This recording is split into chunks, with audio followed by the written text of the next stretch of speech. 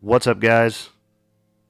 So, we're here to go over UFC Vegas 74, Cara France versus Albazi. Real quick, I got to go over the results of the last two cards. The UFC on ABC card and the Vegas 73 card just happened yesterday.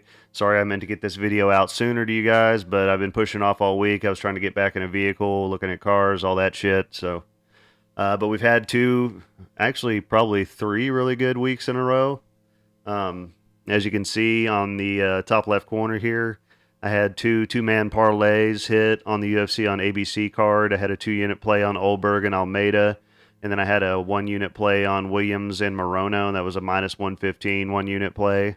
And then I had a underdog parlay that I just put like $100 on, and it was Douglas Silva de Andrade and Angela Hill.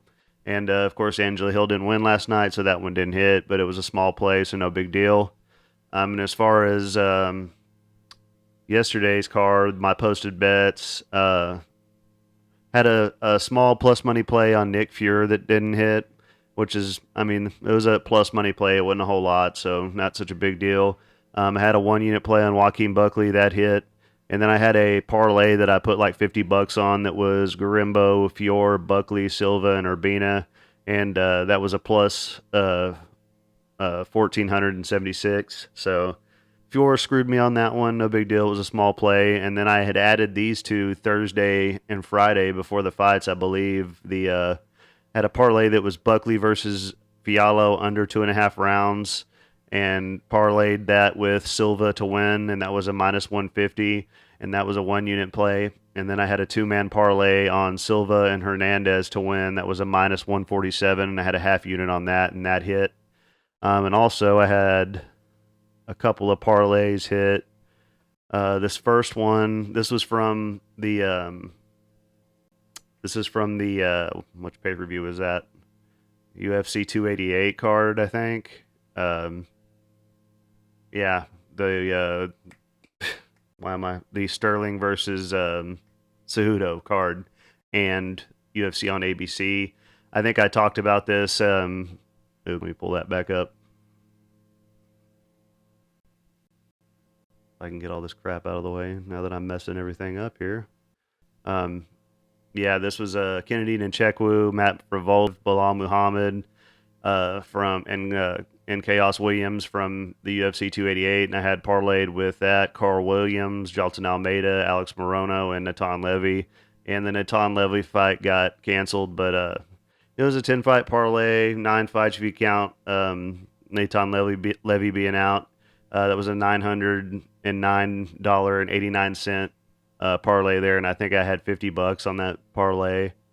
And then I had another one hit last night that was all from last night's card: Gilbert Urbina, Karolina Kolakiewicz, Borishev, Carlos Diego Ferreira, Joaquin Buckley, and Anthony Hernandez.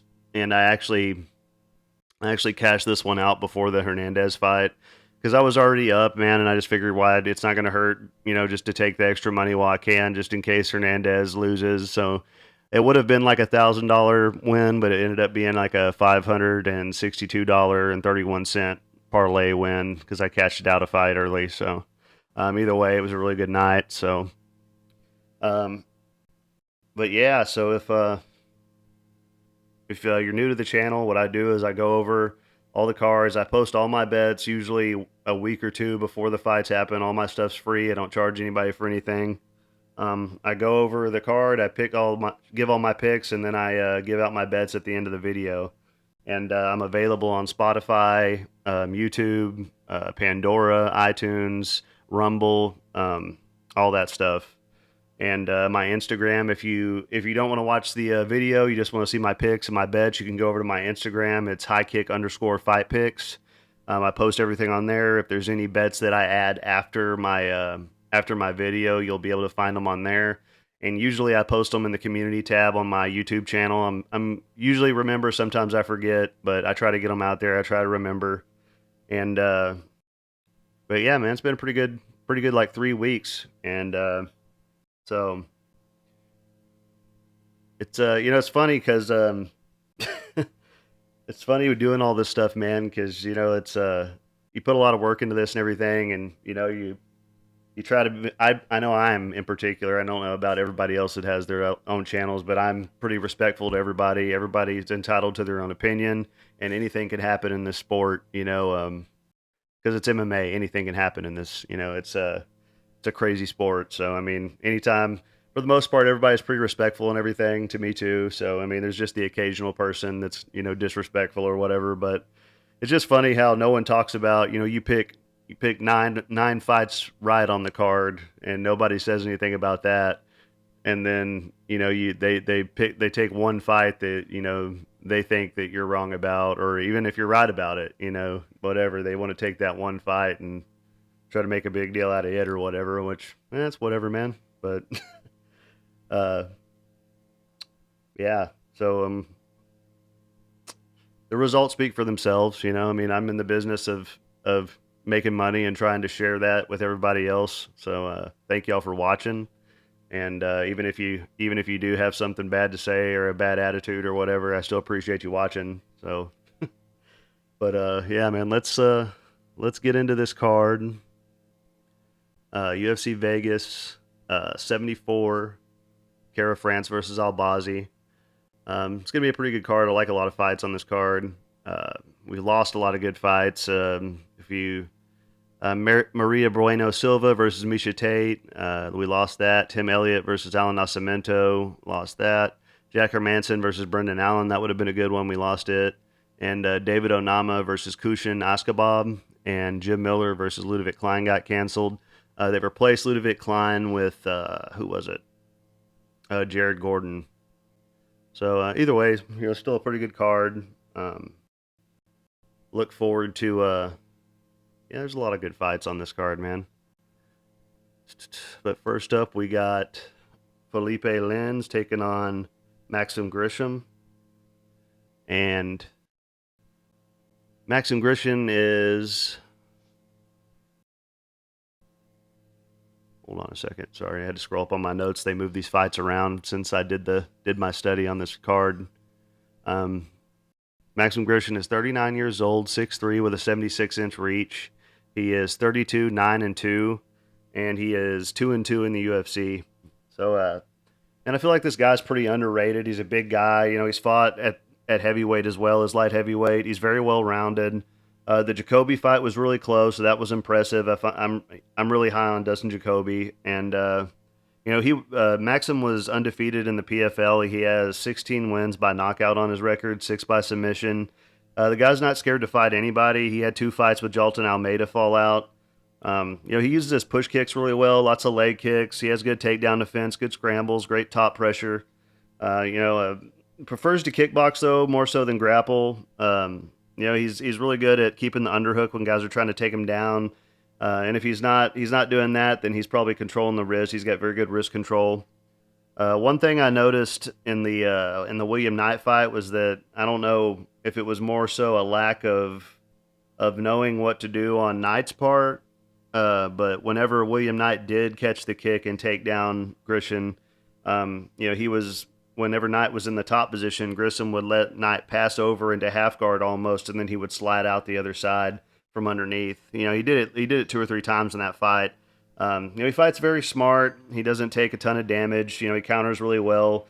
The only thing I can say bad about him really is that he doesn't put out a whole ton of volume as far as with his hands. And he's 39 years old. But his opponent here, Lins, is almost 38. So we can call it pretty even on that. And he's taken on Felipe Lins, 37 years old, 6'2", with a 78-inch reach. He is 16-5 and 2-2 in the UFC. This is another guy that had success in the PFL before the UFC. It's surprising that these guys never fought in the PFL. Lins made a run at heavyweight. He lost both those fights in the UFC when he came to the UFC. One a decision to Arlovski, and another he got knocked out by Tanner Boser. Uh, but back down at light heavyweight, he's won 2 in a row. Not the best of competition, though. Pragnell and Oven St. Preux, who's on his way out. Lenz will have a 2-inch reach advantage. It just depends on how he approaches this fight. If he goes and rushes in, he could get caught. He'll have the speed advantage in this spot, and I think Grishin will have the grappling advantage. Lima will have more volume. This is a fight I could feel that really could go either way. If Grishin can slow Lenz down and make him fight his fight, he'll have success. I wanted to pick Grishin, but since this fight could go either way and Lima is the underdog, I'm gonna go with Lima to get the win here. I'm gonna say by decision because I don't know that. Let me look. I don't know, has Grishin ever been knocked out? I know he hasn't been knocked out lately. He's got 2 losses by knockout, and that was to Magomed Ankalaev back in Akamat Fight Show 30, wherever that was, probably somewhere in Russia. And the other one was in M1 Global Challenge 27 back in 2011. So, yeah, he hasn't been knocked out in a long time. I'll take Lenz to get the win by decision. Next up, we got Luan Lacerda taking on Damon Blackshear. Let me find this on my notes. Sorry, they moved everything around. Okay, so Luna Lacerda is 30 years old. He's 5'7" with a 73-inch reach. He is 12-2 and 0-1 in the UFC. This guy's a really good jiu-jitsu guy. He has 10 wins by submission on his record. We saw in his last fight that he really doesn't have good ability to get the fight to the ground, though. And, at this high level in the sport, he didn't show any ability at all to even shoot a takedown or even really try. He mostly was just throwing a ton of leg kicks in that fight. His striking isn't very good in my opinion. He's going to have a 1-inch reach advantage in this spot, and he just showed a little bit of lack of experience on the feet in his last fight. He was doing a lot of following instead of cutting off the cage. And aside from really good submissions, there's not a whole lot I can say for this guy here. I mean, he is a very talented jiu-jitsu guy, but if you don't have the takedowns to get the fight to the ground, But this is a good matchup for him in Blackshear.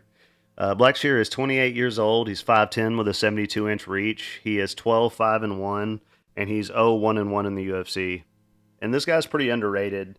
He has a very good ground game, but sometimes it hurts him because he's a little bit too comfortable on his back at times, and the judges take the rounds from him for that. Even though he's working to submissions and stuff, he'll be on bottom, so it goes against him. He's very well rounded. He has 8 submission wins on his record, and if he's smart, he'll just keep this fight on the feet. Not risk the jiu-jitsu here, although they are both very good on the ground. He made a good account of himself against Farid Basharat, and Damon's very tall for the weight class. He's going to be the better striker here, and if he keeps it on the feet, I think he'll win for sure. And maybe he hurts Lacerda and then sinks in a choke, but Blackshear's a -115 right now, and that's a pretty good price for him, in my opinion. So I'm going to take Blackshear to win. Let's just go with by decision on this one. Next up, we got Jinyu Frey taking on Elise Reed. This fight really, who cares, right? But Jinyu Frey is 38 years old, 5'3" with a 65-inch reach, and she's 11-8 and 2-4 in the UFC. And there's not a lot to say here. This is a pretty low-level fight, man. Everybody's going with Elise Reed on Tapology, but she's not all that good either, so I don't understand the one-sidedness of it all. Jinyu Frey, she lost to Luma Lukbumi. That's not a bad loss. She did get a couple wins in her last 2 fights. She got knocked out in her last fight by Poliana Viana. It's not a lot. I would never put money on this fight. Let's put it that way. Could be pretty close. A pretty close fight. She's taking on Elise Reed. She is 30 years old, 5'3" with a 63-inch reach. Frey's going to have a 2-inch reach advantage. Reed is 6-3 and 2-3 in the UFC. And she has pretty good kickboxing. That's all I could really say for her. Not much of a ground game at all. And I was going to pick Frey to win, but since she's the favorite, I'm going to take Reed because I think this fight could go either way. And if it plays out on the feet, I think Reed's got a pretty good chance. If Frey wants to win, she's going to have to use the takedowns and the grappling. But it could go either way, man. And I'll side with the underdog on this one, if she is still the underdog. Let me see. Check it out here.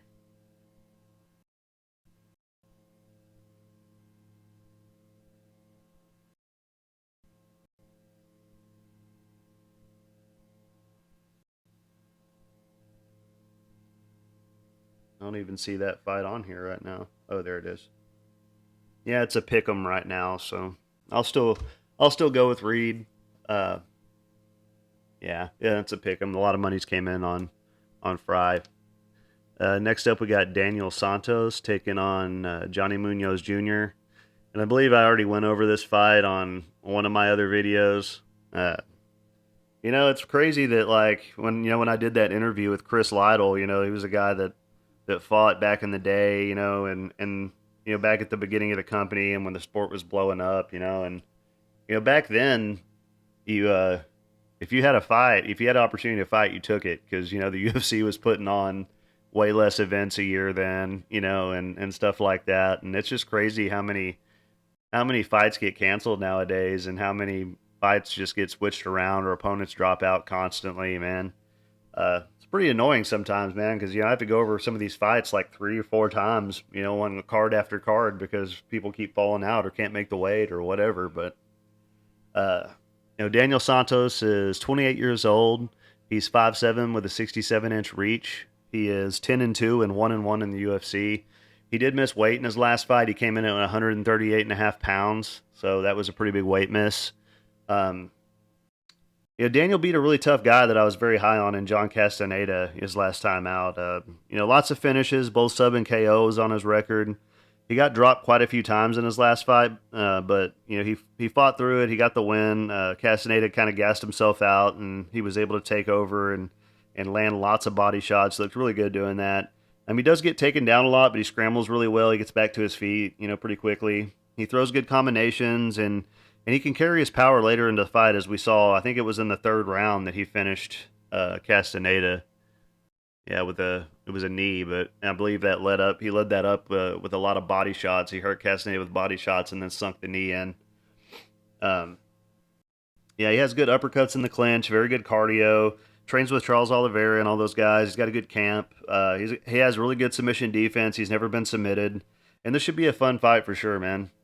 He's taking on Johnny Munoz Jr. He is 30 years old, 5'9" with a 71-inch reach. He is 12-2 and 2-2 in the UFC. Munoz has good jiu-jitsu, lots of submission wins on his record. He was undefeated before the UFC. He has pretty good striking, uses his push kicks very well, as well as his jab, and doesn't seem to have a whole lot of power in his hands. He puts out good volume, though, to make up for it. And he throws good straight punches for the most part. He doesn't get very wild. He's going to have a 4-inch reach advantage here. And, I think he'll improve, further into his career. And he hasn't had, a whole lot of credible wins yet, in my opinion, at least not in the UFC. The guys that he's beat so far have never won a fight in the UFC. And if he wins this fight, I'll start riding with him, but I'm going to be taking Santos to get the win. I think Munoz will have a good first round, but Santos will take over late. And I'm going to take Santos to win by third round submission. Maybe he hurts Johnny Munoz and sinks in the rear naked choke. Next up, we got Andre Allovski taking on Dontel Mays. And I always look forward to Andre. I've been watching this guy fight since I don't know how old I was when since I've been watching him fight. I've probably been watching him for 20 years. And Allovski is 44 years old.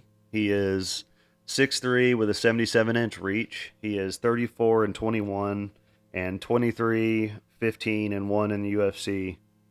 And Arlovski's a legend. He's been around since the year 2000. So I guess that's how long I've been watching him, over 20 years. Yeah, let's look at his record, man. He's been around the world. He's fought in all the tough competition out there. And let's see. He put on a really pretty good win streak, man, to be this late into his career. Although not the best of competition, beat Jake Collier, Jared Vandera, Carlos Felipe, and Chase Sherman. Lost to Tom Aspinall. But I mean, he's fought Tai Tuivasa, Stefan Struve, Junior Albini, Marcin Tabora, Francis Ngannou, Josh Barnett, Alistair Overeem, Stipe Miocic, Frank Mir, Travis Brown, Antonio Silva, Brendan Schwab. I mean, it goes on and on. He's fought some of the best in the world, and everybody probably thought he was done a long time ago, man. And he's found a way to keep going, and it's really impressive, man. Always happy to see him on a card. He's changed up his style, and he started fighting, a lot safer. And, that's how he's been able to pull out so many decision wins this late into his career. Lately he's usually in pretty close fights. He just kind of stays on the outside and pokes at guys from a distance. This is definitely a winnable fight for him. He does have big power. He just doesn't really risk it to use it anymore. We saw in the Carlos Felipe fight, Andre was using a real kick-heavy approach. He was able to stay away from the big shots.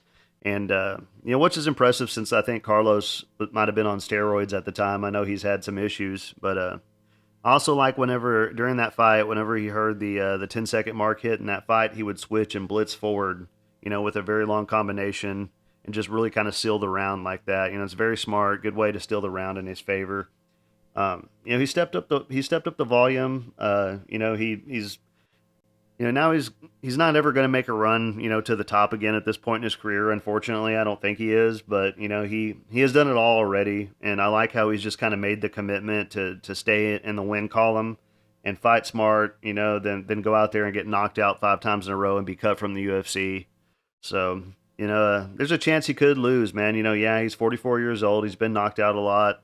So there's always a chance that he gets KO'd, but I think he has a pretty good shot at winning this fight. And he's taking on Dontel Mays, 31 years old, 6'6", with an 81-inch reach. He is 9-5 and 2-3-1 in the UFC. And, this man isn't very good. I had tried to put some faith in him at one point, a couple of times. I believe it was after the Josh Parisian fight. He looked really good in that fight. And then I tried to put some faith in him with this Hamdi Abdulawab, if that's how you say his name, Abdulawab. The guy that was 3-0 came in on short notice, and he got his ass kicked that fight. Turns out the guy was on steroids that he fought, so I don't think that really had that much to do with it. He looked horrible. And then I tried to put some faith in his next fight. Augusto Sakai had been knocked out 4 or 5 times in a row, and Mace couldn't get the win. And he has horrible fight IQ. He's very slow, man. He's a really big guy, though. He's going to have a 4-inch reach advantage here. And if Mays goes out and takes Andre down, he could win. But honestly, I don't think he even really has that good at takedowns. His wins have been against the worst guys in the UFC, so I can't really get behind Mays on this one. Andre is more talented. He's a better striker. It's really a lose-lose for Mays, because if he wins, people will say, so what? He beat a 44-year-old guy that's past his prime.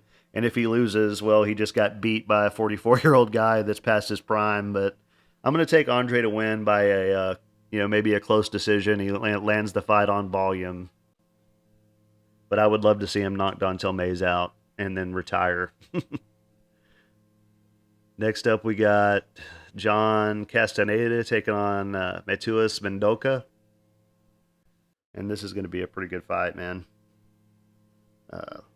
John Castaneda is 31 years old. He is 5'6" with a 69-inch reach. He is 19-6 and 2-2 in the UFC. And he also missed weight his last time out, and that was the Daniel Santos fight that I was talking about. And that could have played a factor in that, man. It was a bad weight cut. Maybe that's why he gassed out so bad.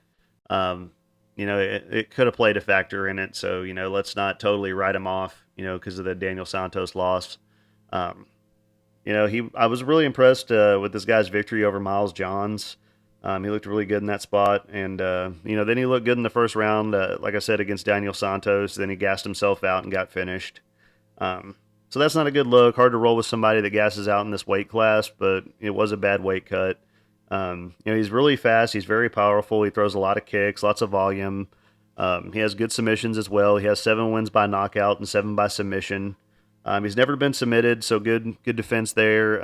Pushes a really tough pace, and if I hadn't seen his last fight, I would probably ride with him, without question. Not even watch the tape. I probably would, but I did. I did see it, and it may very well be that, like I said, he hurt Santos, gassed himself out trying to get the finish, and also he had a bad weight cut, and that's why it happened. Or it could be that Santos was digging in with those body shots, and that helped him, gas out as well.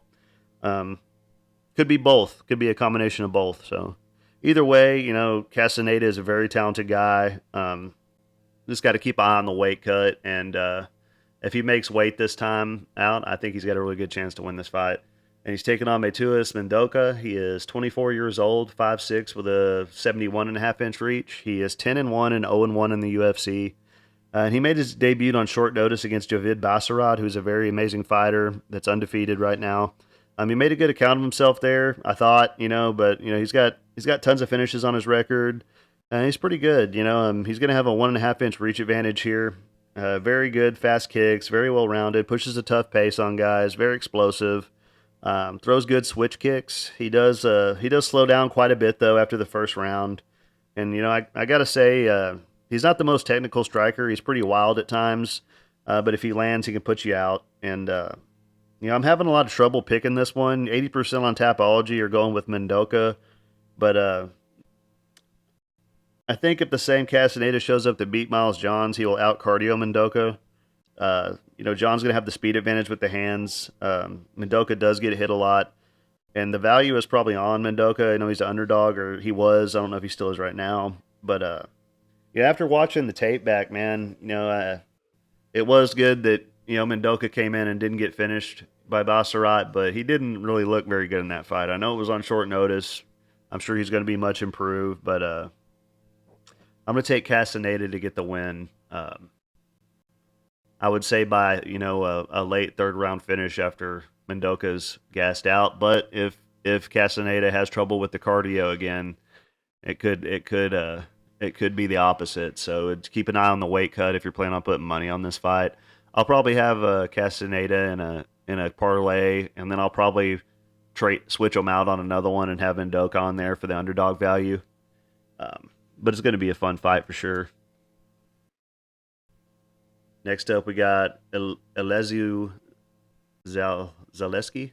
I don't know how to say his first name. Elizu Zaleski. Taking on Abubakar Nurmagomedov. And,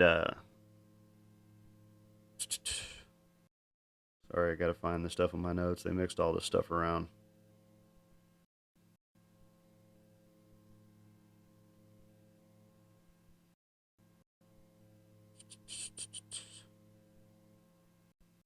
There we go.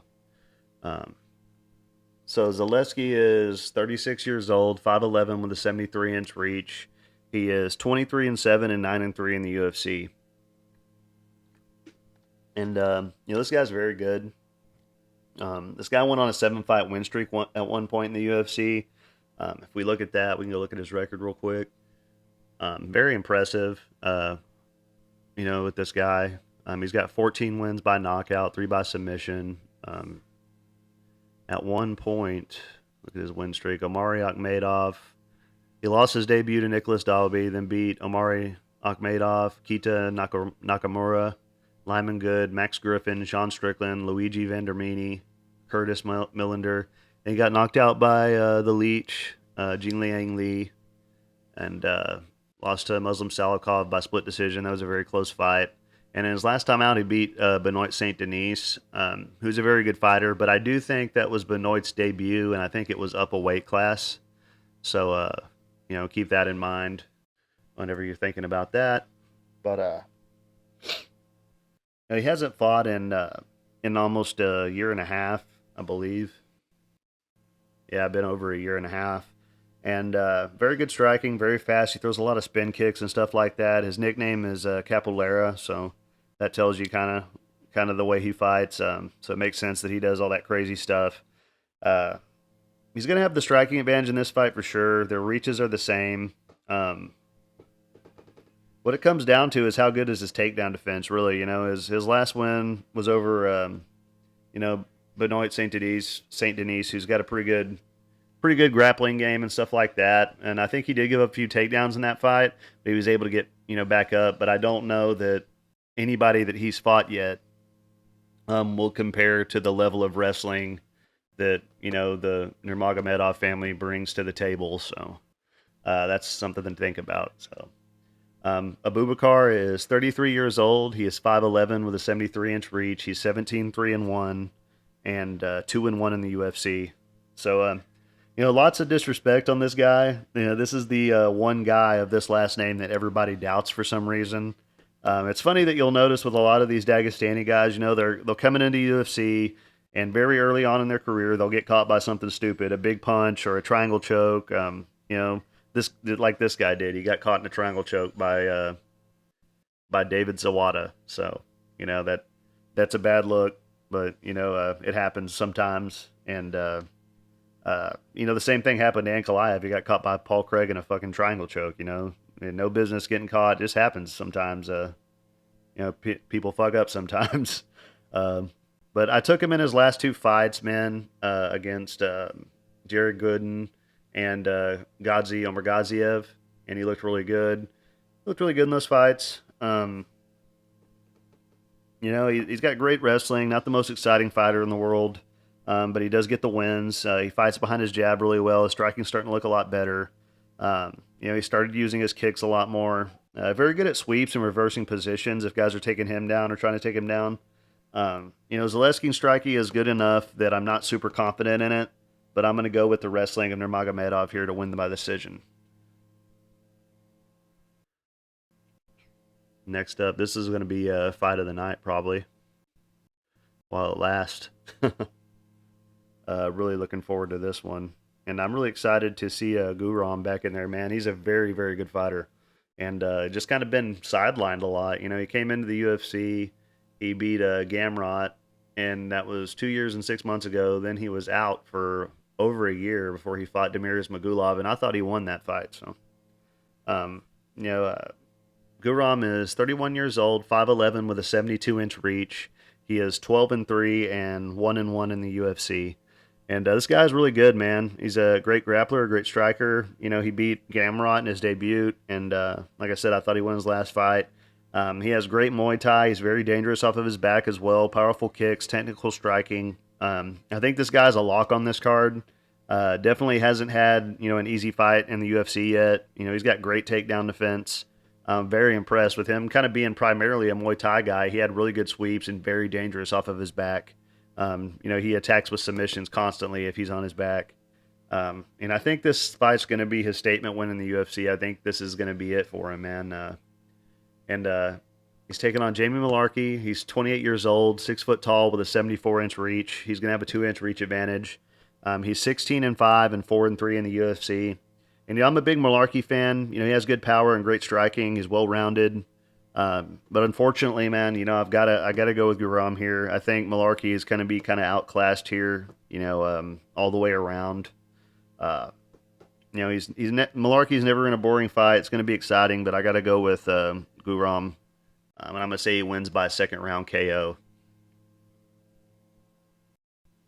Next up, we got Karine Silva taking on Caitlin Souza.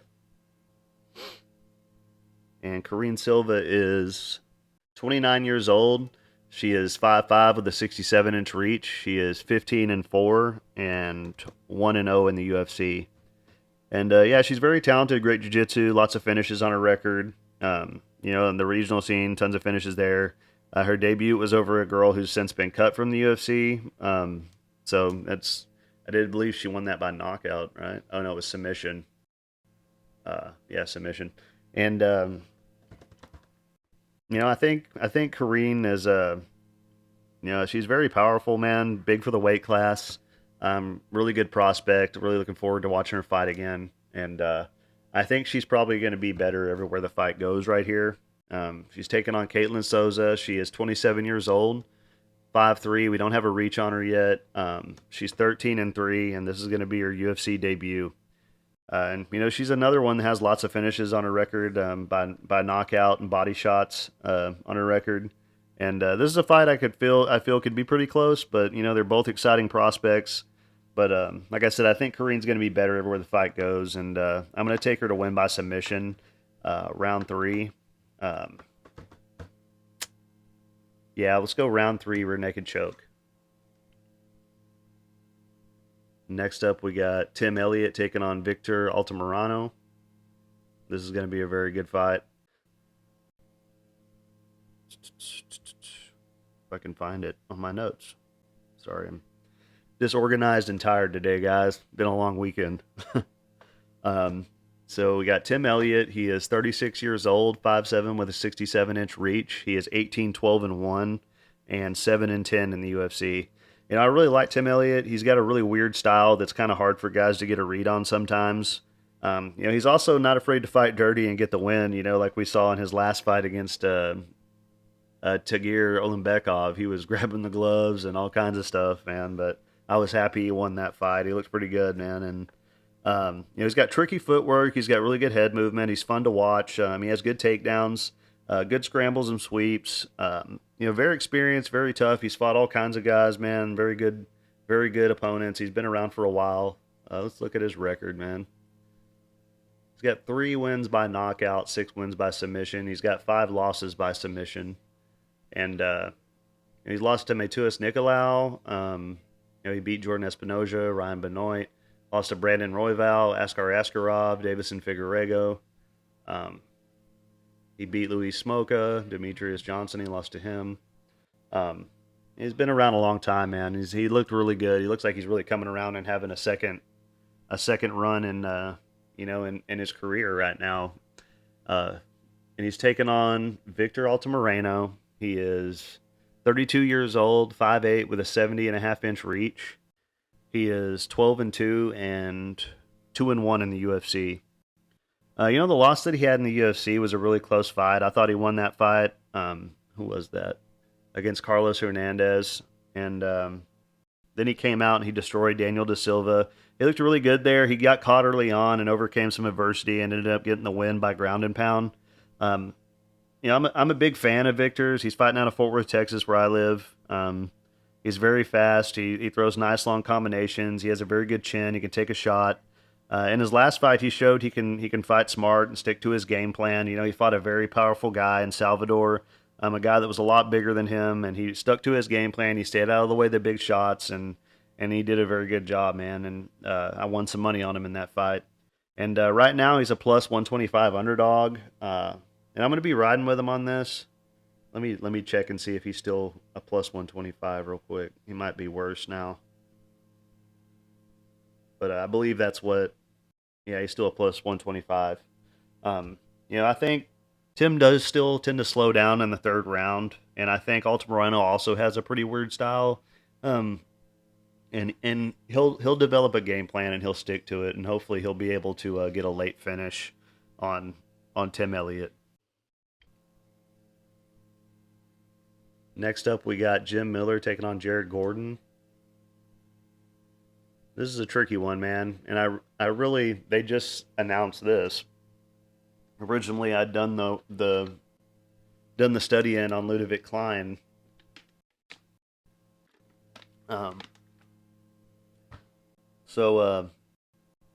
Jim Miller is 39 years old. He's getting close to 40 here in a few months. He's 5'8" with a 71-inch reach. He's going to have a 3-inch reach advantage here. He's 35-17 and 24-16-1 in the UFC. And, you know, Jim's a legend, and late in his career, his striking has gotten a lot better. You know, he's knocked out some of these young guys. His last fight was real close with Alex Hernandez. He has great jiu-jitsu, 19 wins by submission on his record. But I think this late in his career, he tries to avoid the grappling, probably due to it eating into his cardio quite a bit. And he likes to come out and throw punches and leg kicks now, man. That's pretty much the game plan. And, you know, his cardio is pretty good, you know, when that's what he's doing on the striking. We haven't seen a whole lot of his grappling, you know, these last 4 or 5 fights, aside from the submission of Donald Cerrone. But that was just a real quick deal. And I think I don't know if he's an underdog against Jared Gordon. Let me see if they got it up yet. Um, I don't believe they have it up yet. I know he was an underdog against Ludovic Klein, so imagine he'll probably wind up being an underdog here too. Definitely a live underdog. He's setting records every time he steps into the cage now. Being in the UFC for so long, he puts out a ton of volume. Not a whole lot more to say other than that, man. This is a pretty tricky fight because Miller's striking has looked very good. And he has pretty good takedown defense. So, and I think that Jared Gordon's 34 years old, 5'9" with a 68-inch reach. He's 19-6, and let's check it out. 19-6, 7-5-1 in the UFC with his no contest being against Bobby Green last time out. Um, Jared Gordon's very good, man. He's got good wrestling. He looked really good against Paddy Pimblett. I thought he won that fight. Everybody else did too. And the last time out, he was looking pretty good against Bobby Green until he got caught with the head or whatever and put down, and Green jumped on him and finished it. Um, but that screwed me out of a little bit of money because I had to play on Green. So, but Jared Gordon's very good, man, and he's the thing is, man, is I just Jared Gordon's going to be a pretty good favorite. I would think he'd be a pretty good play, but I don't know, man. The way that Jim Miller's been looking, if Jared can't get him down, I think Miller will win the striking in this fight. And Jared Gordon just got that. He was basically knocked out, cold just almost 4 weeks ago. So it's a very quick turnaround to be jumping back in against, a guy who's been knocking people out here recently. So I feel like on paper, I'm supposed to be picking Jared Gordon. Um, he's the younger guy. He's got the wrestling, but I could definitely see a world where Jim Miller knocks him out. I'm gonna go with Jim Miller, man. Um, I'm gonna go with Jim Miller by knockout in the second round, maybe even the first round. I'm gonna take the chance on him, man, because I don't like Jared Gordon jumping back in this quick after being knocked out, just a few weeks ago. So it's a quick turnaround, and Miller hits hard, man. His striking's look good. It's been looking better every time we've seen him. So I'll take the shot on him. I'll definitely have him in a parlay. And next up, we got Alex Caceres taking on Daniel Pineda.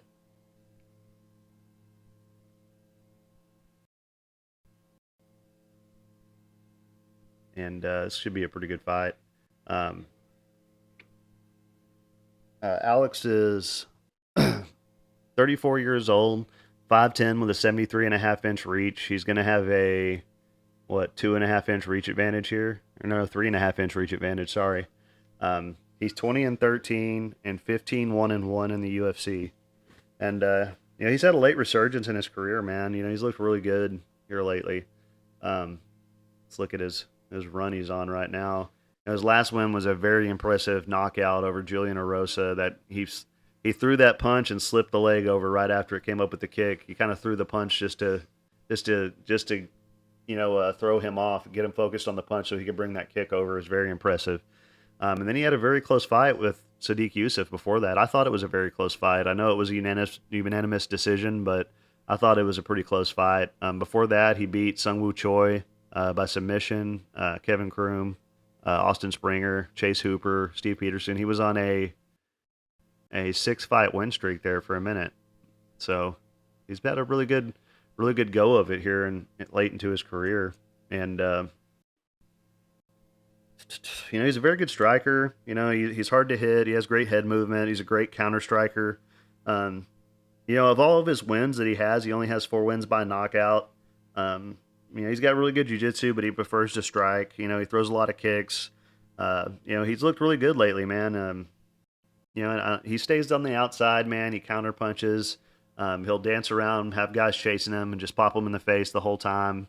Um, he's looked great, man. And I was really impressed with him getting that knockout on Julian Erosa because Julian Erosa was coming in with a lot of momentum at that point. You know, he had just beat Hakeem Dawodu, so I was very impressed with that win. And he's taking on Daniel Pineda. He is 37 years old, 5'7" with a 70-inch reach. He is 28 and 14 and 5 and 1 in the UFC.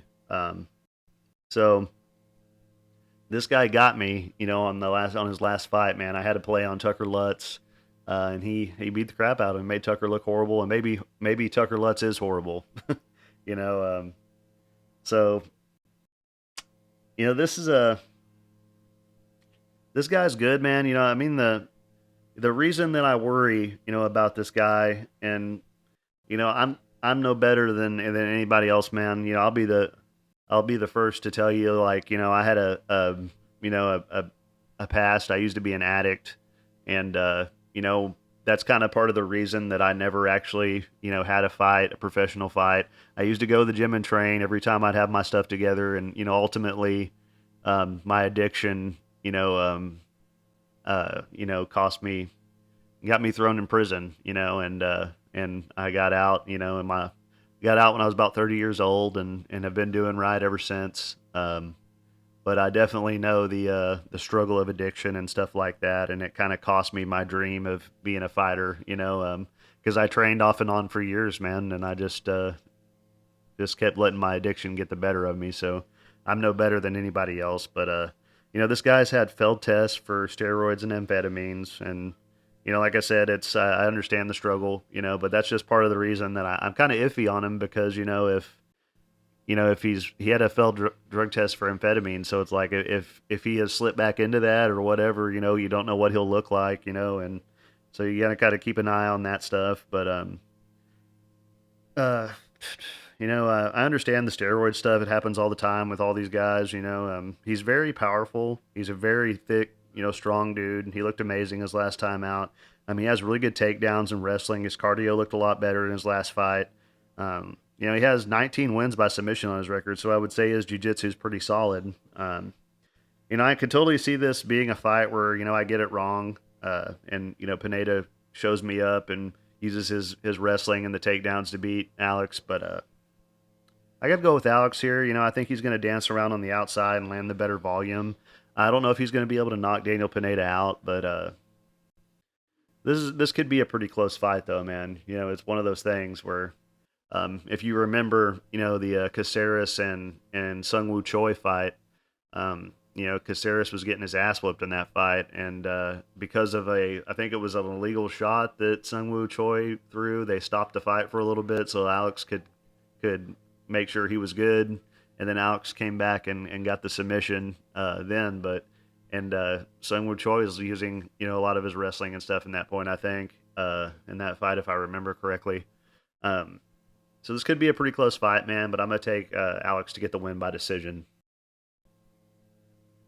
And next up, we got Kai Kara France taking on Amir Albazi, the main event. And I know we're about to have a week off after I get this one out, so I'm looking forward to that. I'm sure some fights will probably wind up getting changed around, and I'll do a small video on the fight or whatever if something gets changed out. But um, Kai Kara France, I'm a big fan of this guy's. He's 30 years old, 5'4" with a 66.5-inch reach. He is 24-10 and 7-3 in the UFC. And yeah, he's very explosive. He's got very good striking. He's only been beat by the champion and Brandon Royval, who's also very good. You know, he's really well rounded, very fast with his striking, heavy hands. Throws a lot of calf kicks. His takedown defense has really improved a lot. And you know, that's a lot of what this fight comes down to. You know, can he stuff the takedowns? You know, because you know, on the feet, he's going to have a pretty good shot. You know, this could be a pretty close fight on the feet, but he does his best work, you know, when he's the one pushing the pace and walking his opponent down. And, you know, if Oscar Askarov had trouble keeping Kai down, you know, he definitely has a chance in this fight with Albazi. You know, but originally, before I went back and watched the tape, you know, I was pretty confident that I was going to be going with Kai in this fight. But, you know, upon reviewing the tape, you know, I kind of had a change of opinion. You know, he's taking on Amir Albazi. He is 29 years old, 5'5", with a 68-inch reach. He is 16-1 and 4-0 in the UFC. So my first thought is, Kai just fought for an interim title. Has Albazi done enough, that he should be fighting Kai yet? That's what a lot of people have talked about. That's what I thought at first, when they announced this fight. And there are guys in other divisions, with 6, 7 fight win streaks that haven't got a title fight or fought in a title eliminator yet. So that's kind of my line of thought, originally with that. The last guy that Albazi beat was making his UFC debut. Hopped in to replace somebody else on short notice. And, don't get me wrong, he's very good. He trains at Extreme Couture. He's got a very good camp. He's going to have a 1.5-inch reach advantage here. He has very good jiu-jitsu, 8 submission wins on his record. He's going to be the bigger guy here, too, for sure. He's going to be a pretty big size advantage. And he has very good wrestling. He uses his jab very well, really snaps it out there, very snappy jab. And, he's got good ground and pound and elbows from top position. This is a hard fight to predict, man. I could see Albazi muscling Kai to the ground, and I could also see Kai stuffing the takedowns. And also, this is a 5-round fight. We don't know what either of these guys is going to look like after the 3rd round. I want Kai to win this fight. It was a pick'em at the time of me doing my notes. Let me check and see what it is now. I believe Albazi's a -120. Yeah, Albazi's a -120 right now. Upon watching the tape, man, Albazi's striking is a lot better than I remembered. He was putting a lot of volume out there, which going back and watching, some of Kai's fights, that's something that I always pictured in my head when I've seen all of his fights, but, I was picturing in my head that he threw out tons of volume. But when I went back and looked, at his last, few fights, he didn't really throw out a ton of volume. It was kind of mind blowing that I was like, man, he didn't really throw out as high of a volume as I thought he was going to, and Albazi does put out a lot of volume. He hits very hard. I'm going to be going with Albazi in this spot. I think he's probably going to take over from round 3 to 5 because Kai does show to slow down. I believe he made it to the 4th round with Brandon Moreno. Did he not? Let me check.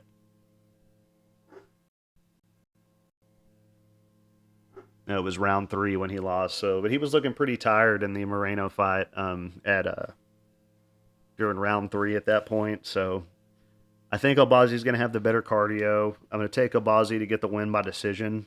But it could go either way, man. It's a pretty close fight. The price is good on either of them right now. I wouldn't blame anybody for taking Kai Kara France at plus money. But yeah, man, this should be a pretty good fight. It's a pretty good main event. Looking forward to it. And that's all my picks. As far as my bets go, man, I've got a couple of y'all know I'm not afraid to go with the underdog plays, so I got a couple of underdog plays that are just small plays. I've got a small play on Nurmagomedov at plus 115. That was like, I don't even know how to do the math on that. Let's call it a quarter unit, I guess. I don't know. I'd have to put it on the calculator, get the exact math on that. Close to a quarter unit, a little under. And then I got to play on Guram Kutateladze. It's a 2-unit play. I got him at -275. And then I got a small play on Victor Altamirano at plus 130. And that's another play that's a little bit under a quarter unit. And then I've got a parlay that I put together, 2-man parlay, Kutateladze and Albazi. It's a plus 148 parlay. And it's not quite a full unit. I put $700 on that. And I'm considering a play on Alex Caceres and maybe parlaying him with somebody else for plus money. And also I'll probably, whenever I post my bets for this card, I'll probably throw one of my bigger parlays on there or whatever. I don't like putting my bigger parlays out there, man, because, they don't always hit. And, it's kind of a waste of money, man, for me to be putting bets out there that I don't know that are going to hit. I don't like doing that. So I usually throw away probably anywhere from 150 to $250 on big parlays every weekend. Really cuts into my profits, and it's yeah, man. I do it because I'm addicted to them, man. Like into maybe I think it was at the end of 2021. I hit a 10 fight parlay for almost it was like $10,000. So I'm addicted to making those big parlays. So I always always waste money on them every weekend. And I mean, if y'all want to see those, I can start putting them out there so y'all can see them. Uh, but I was very fortunate because I know a lot of that's how a lot of people bet. They make big parlays, and little risk for big reward. And yeah, I was fortunate because whenever I hit that big parlay and I won 10 grand, I was able to at that point start betting like I do now because I had the money to. I was able to do the single plays or the 2 fight parlays. That's where I went all my money at. So um, I was very fortunate there, and so maybe I'll start putting all those parlays out there for you guys. I know a lot of y'all guys make big parlays and stuff, and I've had a couple hit here recently. So, um, and yeah, man, I'll do the. No one won the contest for the autographed UFC prints, and I'll do it again on this card. I know there's only a few you guys that participate. So the contest is you got to pick 3 winners on this card. You got to pick the method of victory, knockout or submission, and in what round they win it in, and you can only pick 1 fight to win by decision. So the other 2 fights have to be a submission or knockout, and you got to tell me what round. And I have autographed Donald Cerrone, autographed Demetrius Johnson, an autographed Holly Holm. I've got a UFC glove signed by Killer Miller, and y'all can pick whichever one of those that y'all want. And and if you win, so whoever gets it first, the first one to get it right wins. And you'll have to talk to me on Instagram as far as getting all that worked out if you win, but we'll figure it out. And yeah, I guess that's all, man. Sorry that I've been putting this one off all week, and I should have got it out earlier. A little bit out of it, a little bit worn out. So, um, but yeah, man, that's gonna be it for me, man. I appreciate you guys. Looking forward to another good card, making some more money. Hopefully, you guys are listening to me and you're making some money too. Um, but yeah, man, thank y'all so much. Oh yeah, I'm up over 200 subscribers now. It's a big deal for me, and getting more every day. So I really appreciate it. And but yeah, man, that's it for me. Thank you guys, man. Y'all have a good one.